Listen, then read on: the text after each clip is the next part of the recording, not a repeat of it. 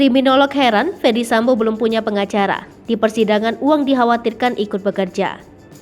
Kasus pembunuhan Brigadir J yang menjerat mantan Kadif Propam Polri Irjen Ferdy Sambo akan memasuki babak baru.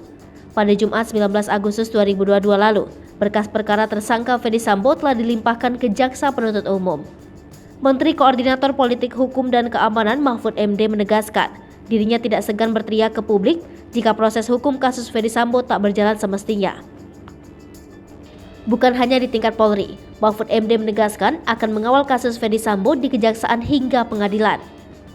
Demikian kata Mahfud MD dalam rapat kerja bersama Kompolnas, Komnas HAM, dan LPSK pada Senin 22 Agustus 2022. Uang bisa bekerja. Kriminolog Universitas Indonesia Adrianus Meliala menyebut munculnya kekhawatiran terkait adanya potensi intervensi yang dilakukan pihak-pihak tertentu dalam kasus Ferdy Sambo bisa diterima. Dia menanggapi kekhawatiran Mahfud MD dalam rapat bersama Komisi 3 DPR RI. Dengan adanya kekhawatiran yang disampaikan Menko Polhukam tersebut, Adrianus berasumsi bahwa ada pihak tertentu yang akan selalu mencoba mengganggu jalannya sidang. Lebih lanjut, Adrianus menyoroti tersangka Ferdy Sambo yang sampai saat ini belum memiliki penasihat hukum.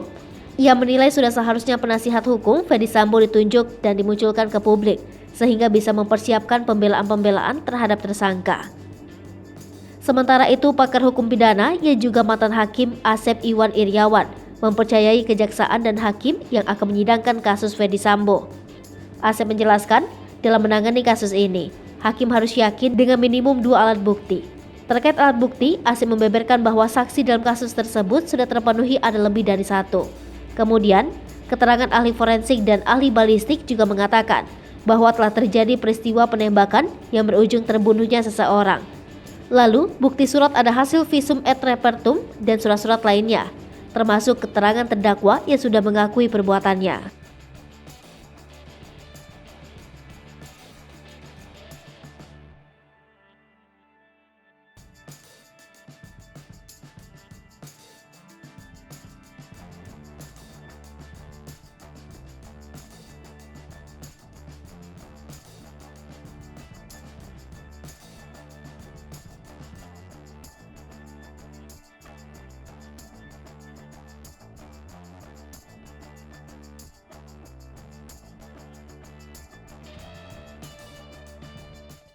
Hai pemirsa Sri Popo TV, jangan lupa komen, like, dan subscribe, serta tonton terus berita-berita